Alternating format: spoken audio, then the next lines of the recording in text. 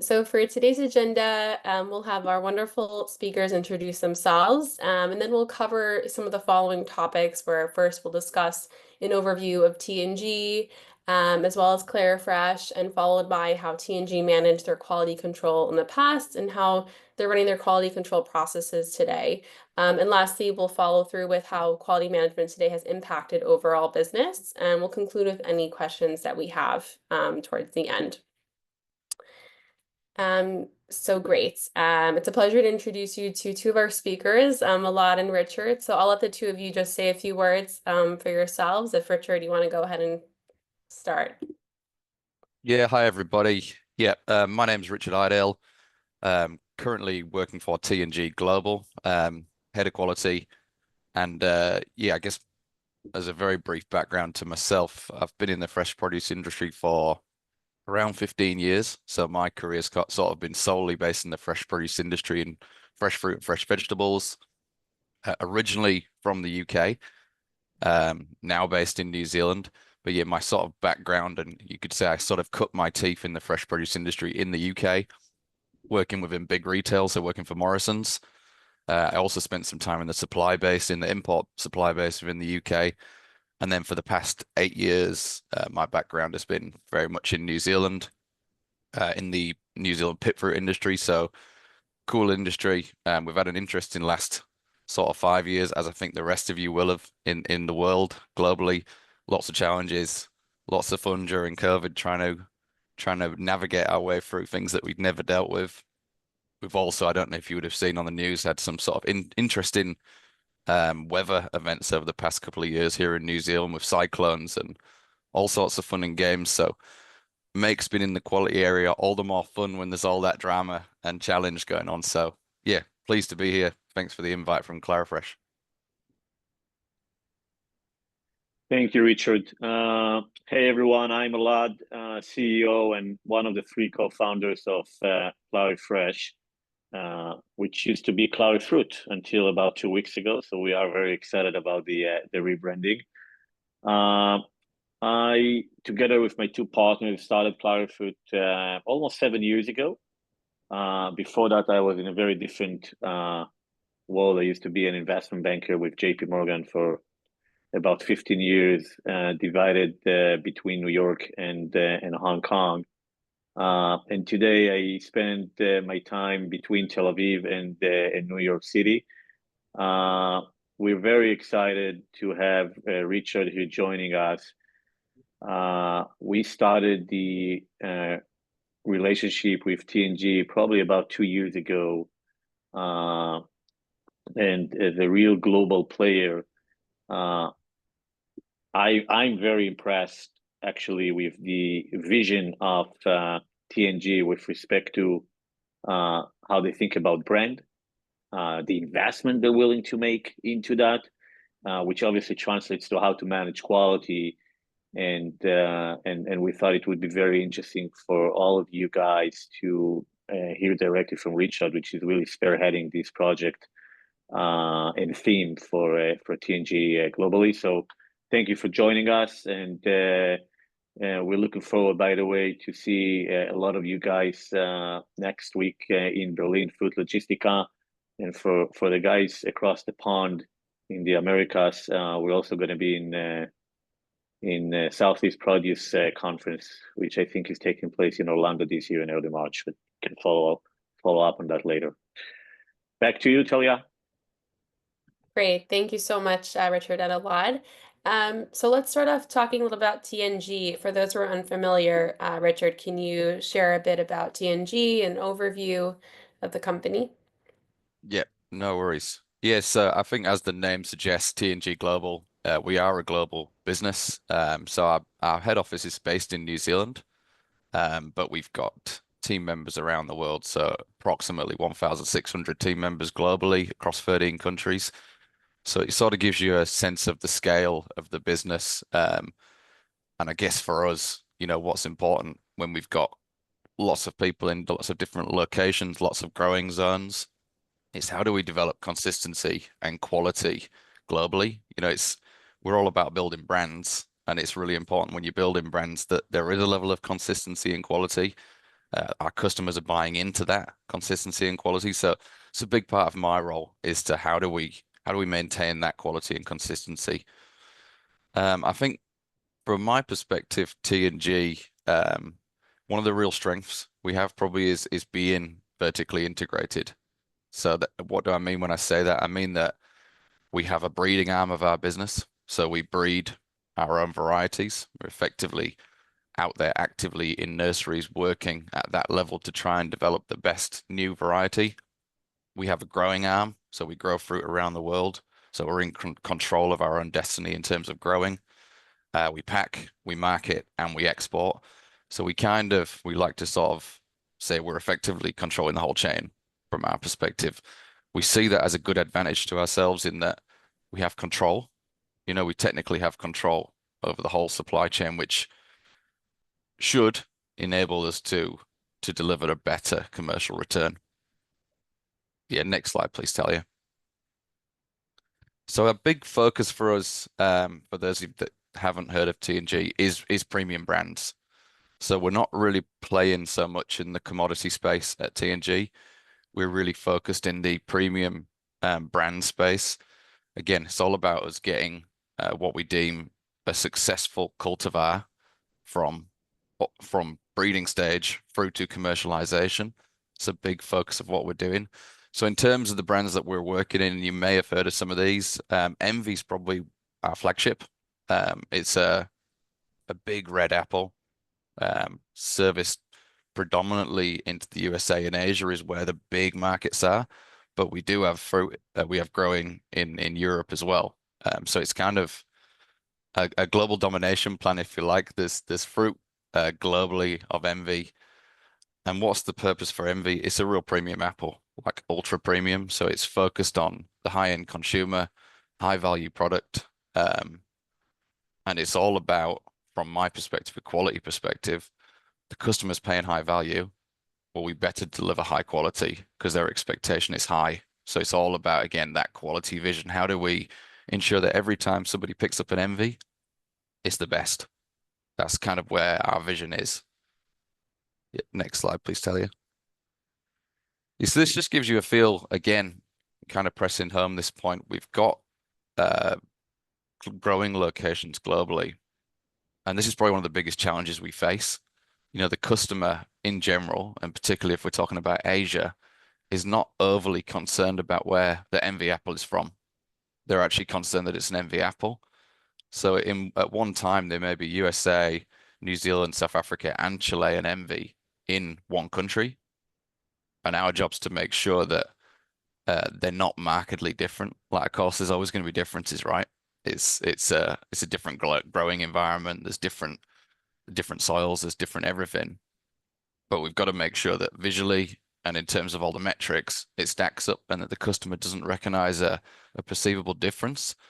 And that's easier said than done. When I say that, I'm like, I know that's a challenge we face every day, but that's critical to why we need decent systems so that we can actually manage it. Perfect, Talia. Yep. Okay, next variety, Jazz. Many of you will probably be aware of this. Very established variety.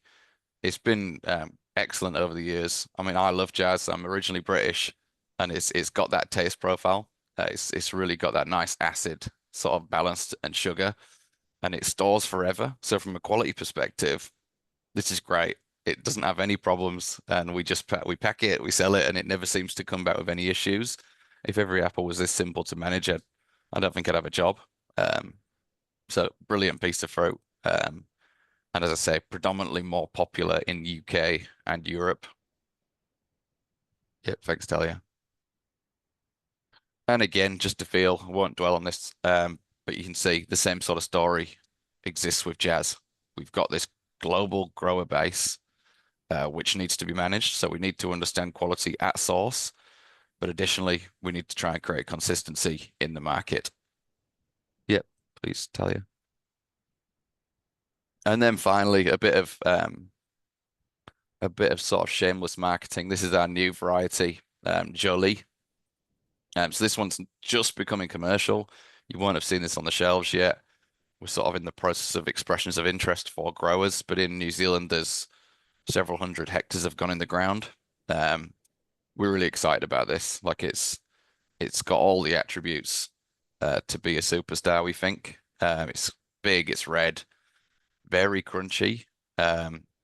And from our initial several years of research and development and trials, it's got incredibly good storage characteristics, which it makes us excited because if we can store an apple for 12 months, we know there's real value there. So very exciting. Cool. I'll hand back to you, Talia. Great. Thank you so much, Richard. So Alon, maybe you can jump in and share a bit more about ClairFresh for those who are unfamiliar. Sure, and I'll try to be fairly crisp on this session, guys. So this slide is not intended to educate you on the problems of the fresh produce industry, but actually to try and convey the message of where we at CloudFresh are coming from. The problem that we are trying to solve in the fresh produce supply chain is quality mismatch, right? I'm pretty sure all the attendees on this line are familiar with that problem. When we started the company about 7 years ago, we talked to about 55 key players across the industry, and we essentially identified 3 key drivers for quality mismatch. The first one is that essentially the stakeholders across the supply chain, from T&G in the field to their pack house, down to the DCs of Walmart or Whole Foods, are not speaking the same language with respect to quality. That's problem number 1. Problem number 2, even let's say if Richard and I were to speak the same language, the actual inspection process is still primarily manual, hence subjective and inconsistent. And the third issue is that given this supply chain is still, a lot of it is still analog, and some of it is digital, but not with structured data, there is very limited amount of actionable insights that is available for the decision makers to make decisions on. And essentially what we've done, let's move on, Talia, to the next slide, is we try to develop the first quality management platform in the 20 plus years that is trying to leverage AI in order to help our supply chain to make better decisions. Next one. Essentially, we built a platform that is really trying to do 2 key things. Number 1, we aspire to automate as much as possible the entire data collection process throughout the inspections. We are not at 100% yet. We're probably about half the way in terms of automation and computer vision, but we are working hard to get to 100% within the next actually 1 to 3 years across different produce categories. And then the second thing we're focused on is making actionable insights accessible to the decision makers, whether it's the QC manager, whether it's the operation director, whether it's a category manager, or whether it's a sales guy. So you guys can make decisions based on real-time data rather than rely on the intuition of a QC inspector or a manager. Now, how do we do this? We're really doing it in 3 key steps. Step number 1, we invented a language. We call it the CloudFresh language, and essentially we're taking all of those manual 20-page PDF quality spec that you guys are using, whether it's to communicate quality to your suppliers or to your buyers, and we're converting it to a digital spec. And by that, we're essentially creating one common language to communicate quality across the supply chain. The second step is really where the AI and the computer vision comes into the game, and we are automating the actual inspection process and try to remove all human judgment essentially out of the inspection process. And then the third step is really storing all this data on a cloud-based big data platform that's going to enable you not just to create reporting and automated QC report and all this kind of default stuff, which I would expect in 2025 from any software to generate, but actually generate insights that's going to help you avoid a rejection or maximize the wallet opportunity across different customer opportunities that you have. And this is really the value that we're trying to drive into the supply chain.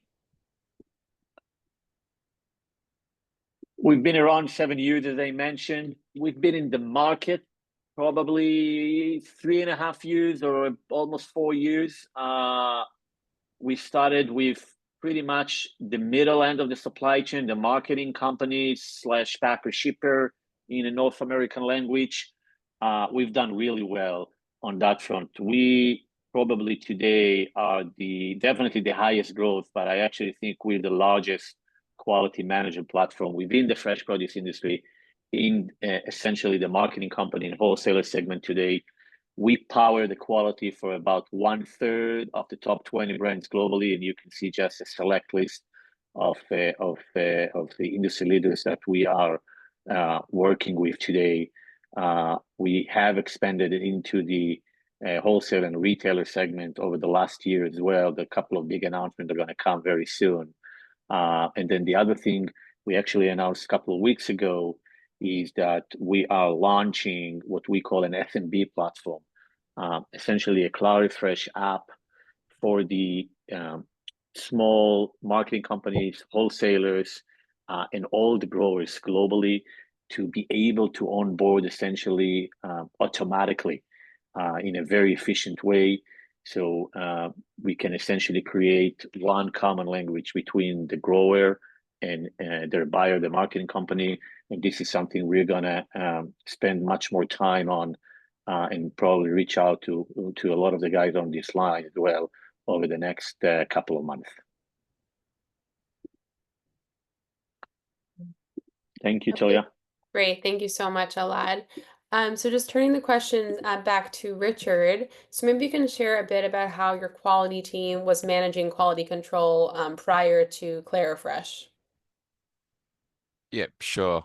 I think for us at T&G, it'd be fair to say we had various approaches to quality control, like spread right across our supply chain. I think, you know, as I said in the introduction, we've got people in a number of different countries, and that includes people at grower level. It also includes people in market selling offices. So we kind of have that full supply chain piece. And I think, yeah, it would be fair to say we were a little bit fragmented prior to starting with Clarifruit. When I say fragmented, what I mean is we had some tools that worked. Yep, fine, great, worked, got data, things were working fine. We had some tools that didn't work very well. We had some areas and locations where it was very manual, and the tool that we're talking about was picking up the phone and having a conversation about quality and trying to establish where things were at. So I guess, you know, the different levels of sophistication across our supply chain, but ultimately things didn't talk together as much as we would like. And for me, the net outcome as a quality manager was that despite having a really strong team globally, we weren't making proactive decisions as much as I would have liked. Often it was gut decisions, many times reactive decisions, you know, on how it felt. So you're not always getting the best outcome, and ultimately you're leaving money on the table. So that's probably where we were at. Yeah. Okay, great. And, you know, so when it comes to quality control, now that you do have ClariFresh, you know, what are some of the most critical aspects that you've benefited from in order to make the best business decisions? Yeah, it's definitely that data piece, having accurate real-time information.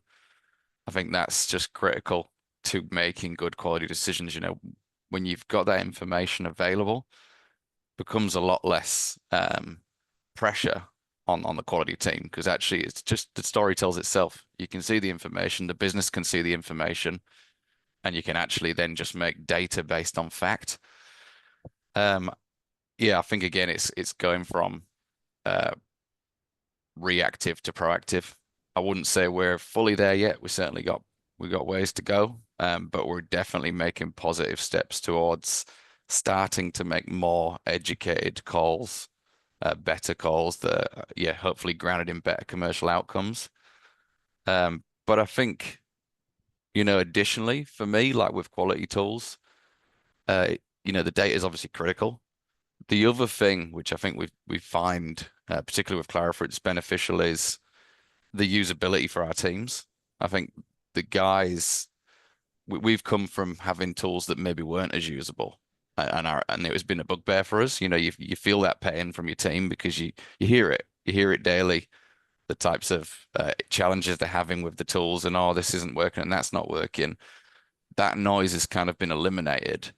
And it's great that it's been eliminated because I'm happy that the team's happier, but I'm more happy that I'm confident the data that we're getting is accurate. Because when your team's happy and comfortable with the tool, that the data is going to be right. So again, I've got confidence in the data that's coming in. And yeah, data is power for us. If we can see that information, we can make the right decisions. We can deliver a better product to our customer. We can save rejections. So it's all good stuff. Amazing. And Alad, just turning this to you, maybe you can share a few more of the benefits that Clarifresh has provided to customers such as TNG, but other ones now it's impacted their business. So I think what Richard was speaking about mostly, I heard a lot of data and the insights, which is it's a really the ultimate output. So I'm happy to hear that. I'd like to mention maybe two more things. Number one is so the way I think about data is the ability to essentially generate instant reporting that is going to be usable or constructive by the users, by the stakeholders. And the other thing is obviously insights, which is on top of that, right? But there is a but, because the quality of the analytics is really dependent at the end of the day on the quality of the data input that is being entered into the system.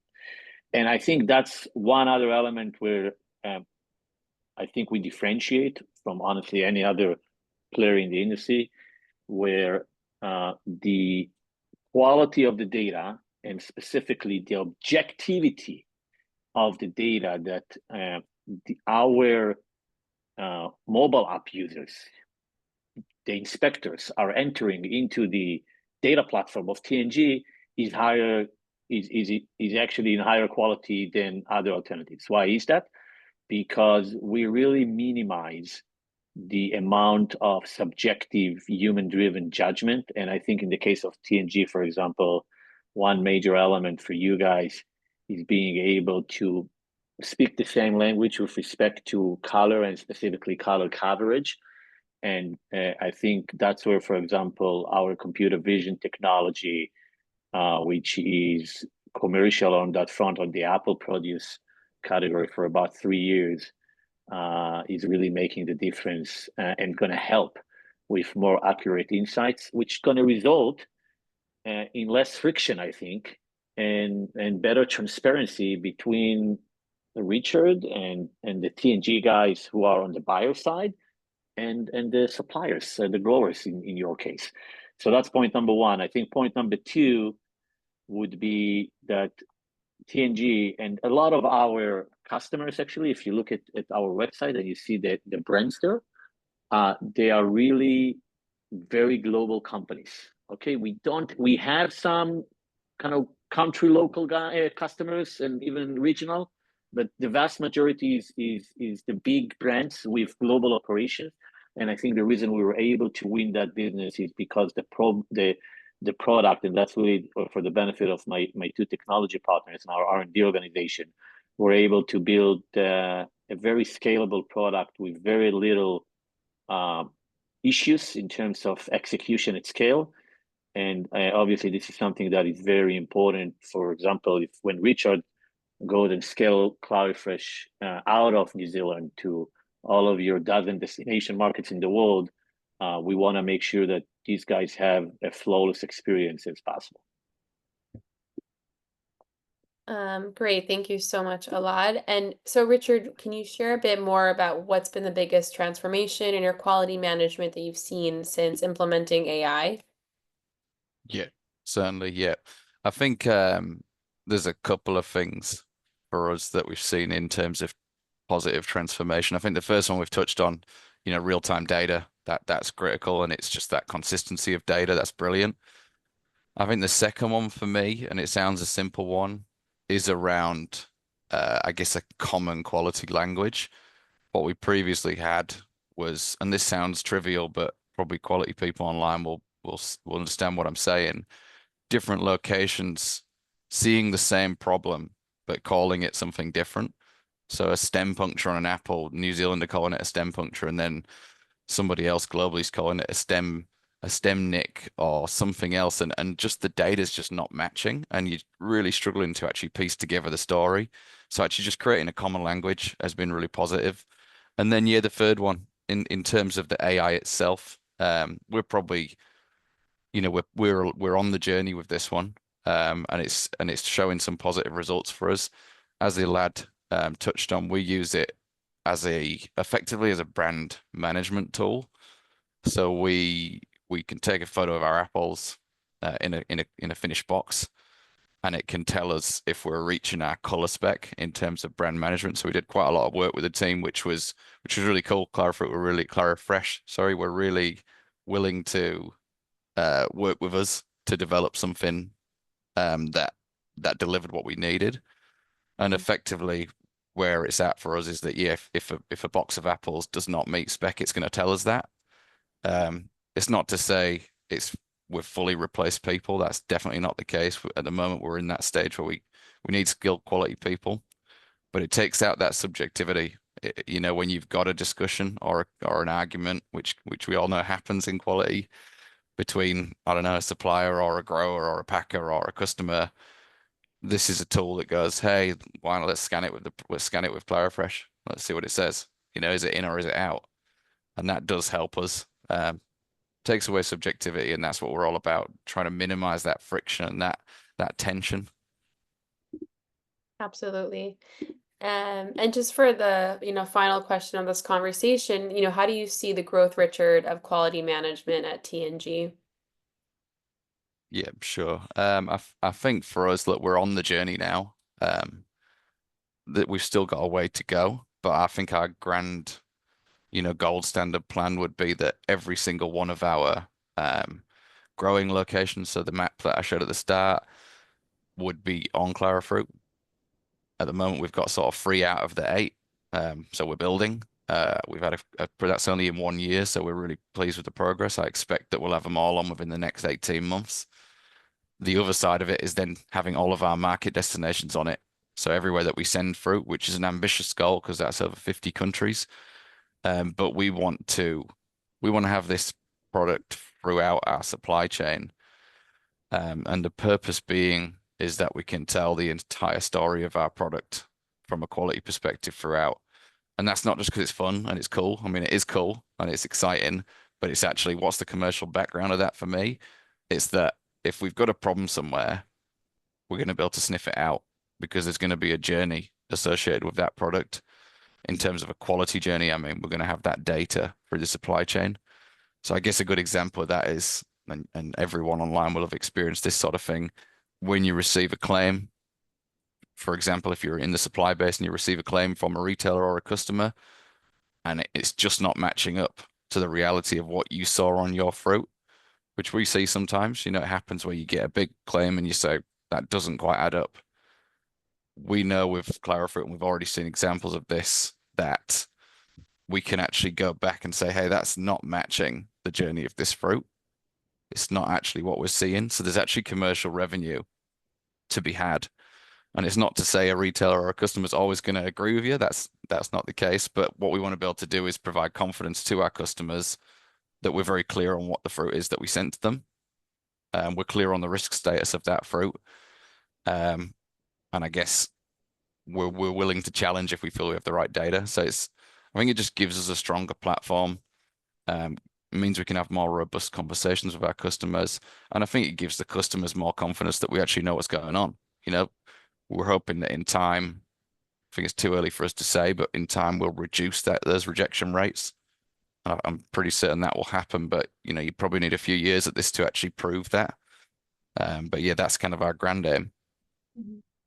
And I think, sorry, I should add, probably, in the future, I know Clarifresh are working on the defect technology in terms of all different categories of fruits. That's something we're really interested in. We've got the automatic color vision. We are interested in the automatic defect detection, which I know is probably a more challenging one. I think number of companies are trying to crack this one, and I think it's sort of a gold rush. I think if that's cracked, it's the gold standard because it takes out that subjectivity. Again, it's probably not going to be for every inspection you supply base, but I see huge potential for that in, for example, a claims standpoint. When you're getting customer claims, well, actually, no, we do all of our customer claims now through the Clarifresh app. That's how we do things. And I think there's huge potential to kind of push the industry forwards with that tool. So I'm watching the space. I keep asking ELAD. I think when we get there, it's going to be super exciting. Yes, absolutely. And so that leads me to the last question for Elad. Maybe you can talk a bit about the growth of Clarifresh and what's in the development from a product perspective that will enable TNG and customers alike to reach their quality control growth goals. Yeah, and Richard, thank you. Those were interesting comments. And maybe I want to mention three things that we are focused on, and two of them are essentially stuff that points that Richard just mentioned. So I'll start with the first one, which is, Richard, you mentioned we're sending this auto-generated QC report to our customers, which presumably, let's say, grocery retailers, and they're not necessarily gonna accept what you say on the report, but it definitely gives you a much better ground to have a conversation with them. And obviously, if there is a claim process, that's on me, i.e., I think one of our goals for the benefit of the industry, and obviously for the benefit of Clarifresh as a derivative, is to expand our footprint, not just within the marketing companies where we've done a great job, wholesalers, which we're doing a decent job, and the growers, which we're going to do now with the SMB platform, but also with the grocery retailers. Because at the end of the day, the goal is really to close the loop and create one common language to communicate quality across the entire supply chain. And as we become more successful with that, that will actually help all the stakeholders, whether it's the grocery retailer, which is the ultimate buyer, or all the guys upstream from the wholesaler through the marketing company and growers, to essentially meaningfully mitigate, I don't want to say eliminate, but meaningfully mitigate the potential for quality mismatch. So from a company perspective, that's a very big focus for us, which I'm personally invested in. And hopefully we'll have some good news to share with all of you in the next couple of months. So that's kind of point number one on the ultimate buyer, which is the grocery retailer. There are two other areas which we're focused on. The other one that Richard also touched upon at the end, which is automatic defects.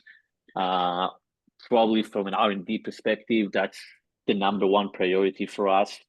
At this point, we already analyzed through our computer vision external attributes like size and color and stem color for more than 24 categories, produce categories that represent 70% of the fresh produce volume of Marks and Spencer or Whole Food. And we're now focused on adding the ability to automate defects. We actually started with citrus.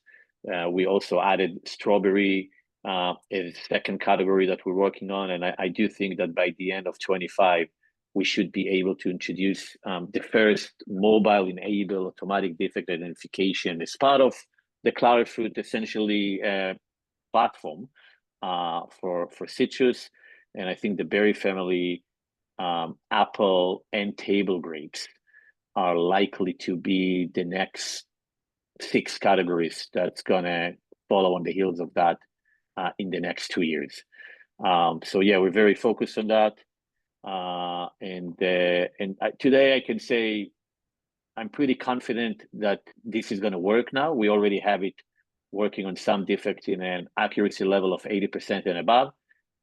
Still more work to do. Need to scale it to a whole, produce defects but I think we're going to be able to deliver it soon to the market. The last one I want to mention from our side, which I touched upon a little bit at the beginning, is as part of our vision, which is standardize the way quality is evaluated across the supply chain. We want to essentially make a professional QC accessible to the growers level and to the small marketing companies. And we've done a lot of work on that in 2024. We simplified the product interface. We build a very deep knowledge base that's going to enable a small player to essentially self-onboard to Clarifresh. And we're actually going to launch it into the market through some significant partnership with our existing customers and seed developers and some other channels. And we're going to share this news with the market over the next few weeks. So yes, there is a lot going on our side. There is a lot going on in this industry that we could do. Unfortunately, we need to obviously be thoughtful with our resources and make sure we prioritize it carefully, because we want to partner with all of you for the next 50 years. And I'm very excited about what 2025 has for us and for the industry on the shelf. Great. Thank you so much, Elad. So it looks like we are out of time. We've gone a little bit over, and we do have some questions that came in, but I think we'll just stick to one question for each of you. So for Richard, a question that came in is, what consumer trends are influencing apple quality expectations, such as demand for organic, local, or specific varieties? Yeah, good question. I think it's ever changing. But I think at the moment, the one common thing that we're seeing it within the variety mix that we have is that, yeah, premium is sort of standing the test of time. So that premium high quality product seems to be the one that, when you look at growers globally growing apples, they're pulling out fruit that's not premium varieties now. They're taking that tree out and they're replacing it with IP type premium varieties, because they're seeing that per hectare you just cannot compete if you grow in an old variety like a Braeburn, which is sad because I think they're great apples. But I just think the landscape's changing. I think it's becoming a landscape where customers are becoming very brand loyal. They want to have a Pink Lady, or they want to have a Jazz, or they want to have an Envy. You know, it's these named apples that are really coming on. So I think that's the big one. It's obviously region specific as well. You know, you go to Europe and there's still a really strong provenance situation in Europe where they want apples that are grown locally. That's still a big thing, and I think that's going to continue. The challenge with that is you get to the end of your season. So that means you've got to basically, if you're in France and you want a French apple, you need to have an apple that's 12 months old. And the challenge there is you can't compete with a 6-month-old apple from the Southern Hemisphere. So I think things keep changing. That's patterns in retail, right? And customers will learn by taste. They'll go, I want a local apple, but then after 6 months, they might go, oh, this apple doesn't taste very nice versus the nice New Zealand or South African apples. So I think it'll continue to develop, but I think the one sticking point, the thing that sticks with me, is that premium apples are definitely on the up. Very nice. And Elad, for you, a question that came in is, aside for apples, what other categories of produce does Clarifresh support, and what type of device is needed to use Clarifresh? So, well, we're not going to go through the entire list. We support, so from a digitalization perspective, we actually support all fresh produce categories. Actually, as the new name suggests, we're actually expanding to all fresh to essentially address our new grocery retailer customers, so we can manage quality for the entire fresh category and not just produce. So from a basic common language, reporting, analytics, and everything essentially the platform offers, we support all fresh produce categories and more than that. On the computer vision, i.e., if we want to remove subjectivity of the for example, external attribute analysis, we support today 24 categories, which is effectively the biggest categories across fruits and vegetables. That's how we pretty much prioritize it. And again, it represents a little bit more than 70% of the volume that most of the retailers sell on their shelves. Devices wise, so it depends. If you want to have the computer vision capability, you want to have an iOS Pro device, which means an iPhone Pro or an iPad Pro.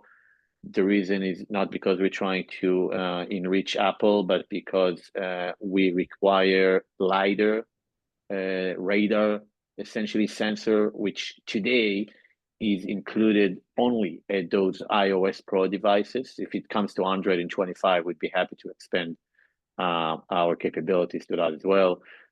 If you are less interested in computer vision and you are more focused on just, don't take me to 2025, take me to 2005, which is digitalization, one common language, instant reporting, analytics. We are essentially applicable to any smartphone device, whether it's Android or iOS, that is out in the market. Okay, great. Well, it looks like we are out of time, and I apologize for the questions that couldn't get answered, but we'd be happy to set up a call following this webinar for anyone that has additional questions. We wanted to say thank you so much to all the attendees that joined us, and of course our speakers, Elad and Richard. Really appreciate your time and all the insights that you shared. And I just wanted to remind everybody that this is recorded, so you'll get the recording within the next 24 hours to your inbox. And so thank you again, everybody, for joining us, and wishing you a great rest of your day, wherever you are. So Thank thank you. you. Thanks, Richard. Cheers. Catch you guys later. Bye-bye. Thank See ya. you. Bye-bye.